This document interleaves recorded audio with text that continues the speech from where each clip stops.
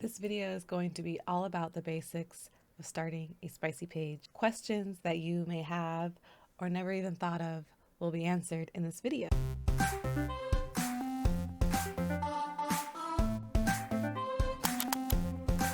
My name is Ella Boo. I have been a full-time spicy content creator for about 3 years now, and I am here to help you get started with making an account.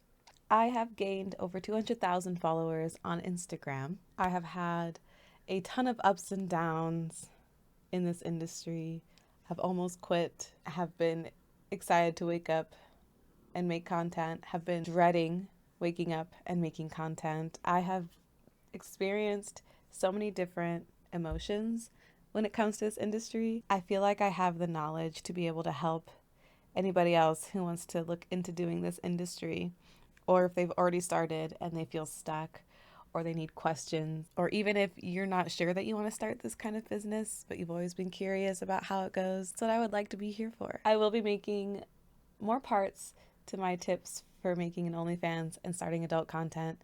So again, please leave a comment and let me know if there are any type of topics that you would like me to cover. First, we're going to start with what type of content are you comfortable with making? Now, there are all kinds of content when it comes to the adult industry.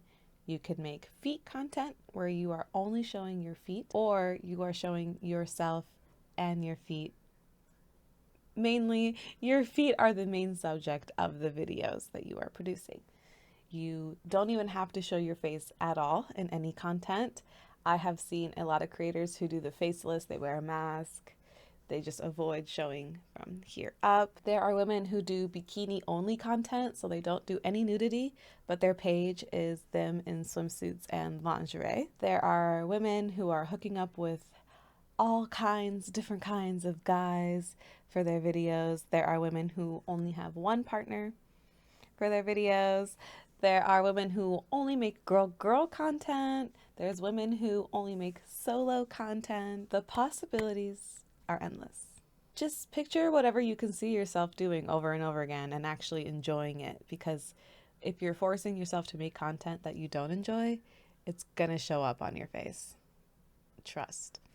Also, keep in mind the kind of content that you do not want to make.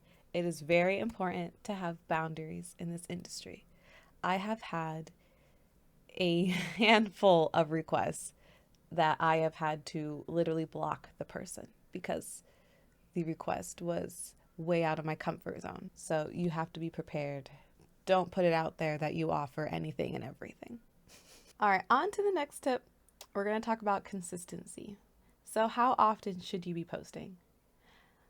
From my own personal experience, I have found that posting daily has helped me the most. Now, if you know yourself and you really have to dig in deep and get real with yourself and figure out what is realistic for me to take and post. Is it realistic for you to take pictures every day, get ready every day, and be posting every day? Is it more realistic for you to do a batch content creating day where you take the first day of the month and make all of your content for the week, for the month? It really does just depend on yourself and how much you want to succeed and how fast. I was posting every day. I was going live every day. It got to a point where it was exhausting. I have played with different content making schedules, and if that's something that you guys are curious to learn more about, please let me know, and I could definitely come up with a content schedule calendar that I've made for myself. But again, it really does just depend what you're comfortable with, what is realistic for you, and you might have to change it a few times to find out, and that's okay. But consistency is what all of these creators are going to tell you is the most important for keeping an engaging audience on social media platforms like TikTok and Instagram are my two big examples when I think of this. Yeah, it really is important for you to put yourself out there as much as you can if you want to make any sort of money or success in this industry. Which goes to my next topic: privacy.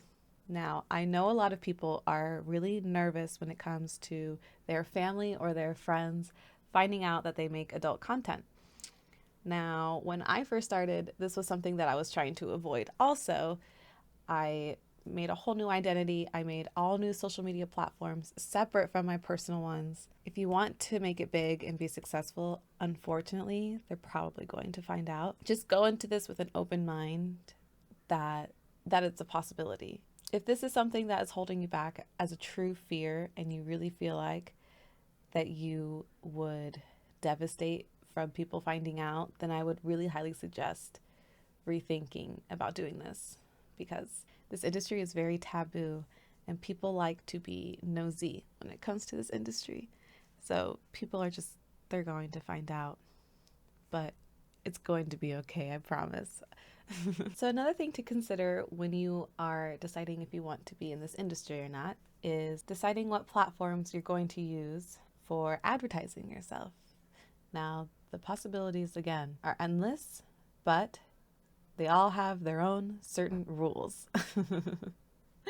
So we have Instagram, TikTok, Twitter, we have Reddit, Snapchat. You could use dating sites, you could even use YouTube. All of these options for me in the past have proven to be great websites and platforms for promoting yourself.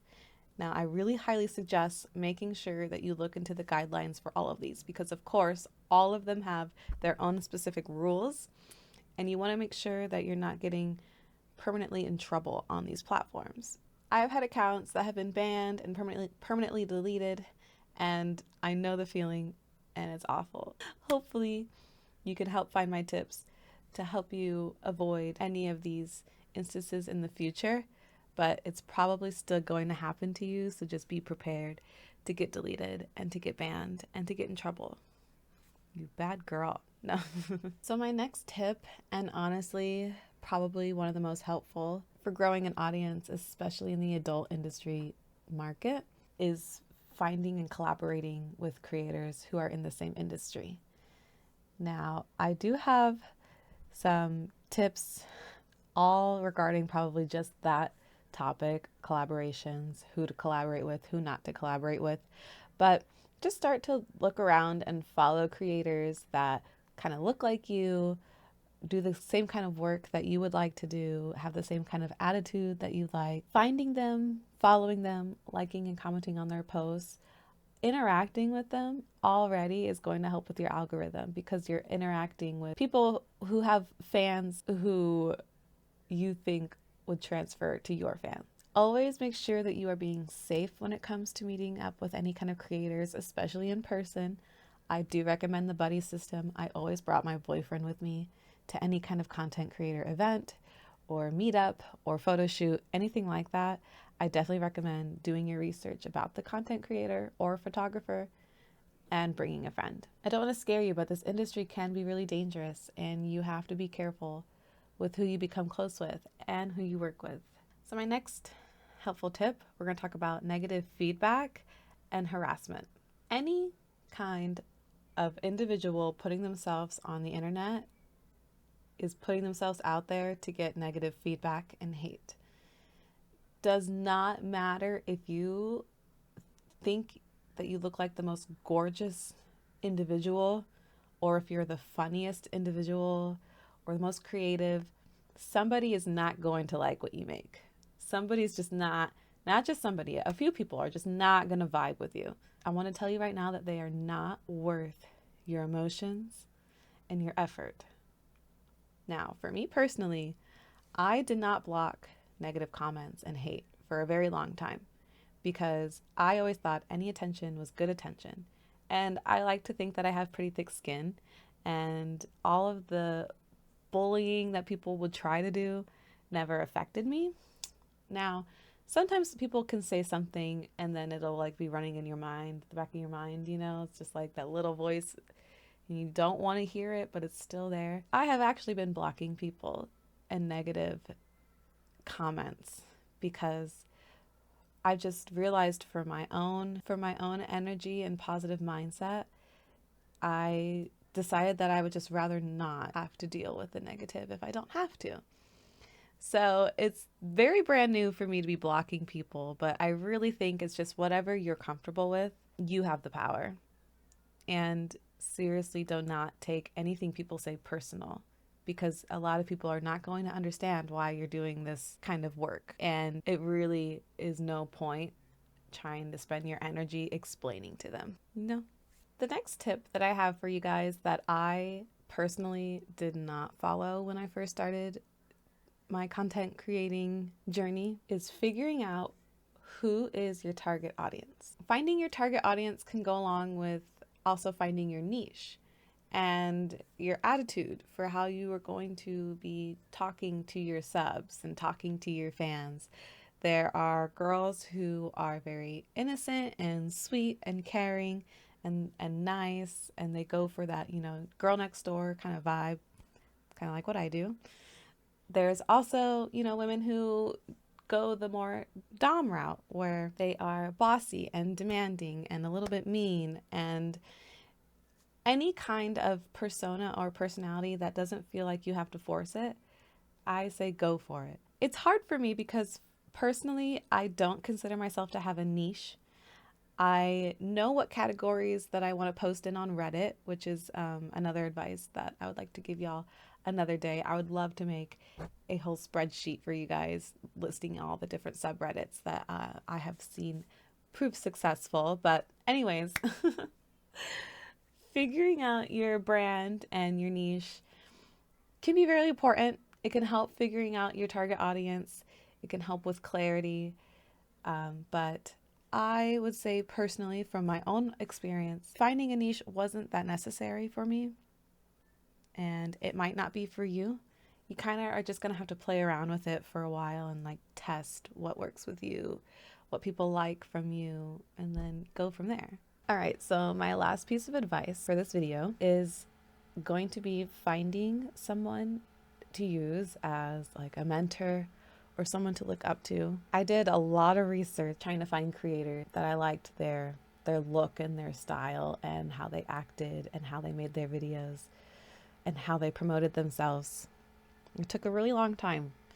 If you guys are curious for me to make a list of content creators that I go to look up for, leave a comment below and I will make up that list for you guys. I also am starting the process for myself, offer mentoring help to those who are interested and ready to get started with making an Onlyfans, getting into the adult content creating industry, growing your Instagram account and your other social medias to help with this industry. I have so many more tips and tricks for you guys. I'm really excited for this journey that we're going to be taking together. If you are interested in some sort of program where I give you all of these tips in a more organized way, if you're interested in joining a community full of other creators who are in this industry and who are also starting this journey, or if they're already in the middle of their journey, and so on and so on, like and subscribe for more content creating advice. This page is also going to be for my podcast that I make. I also make a podcast called Pillow Talk, where I talk about life and mindset, and we get real deep over there. So if you're curious, I already have episode 1 on my page. I can't wait to make this series for you guys, and I honestly can't wait to I honestly can't wait to start helping people, and I can't wait to help people make this bag. Boo out.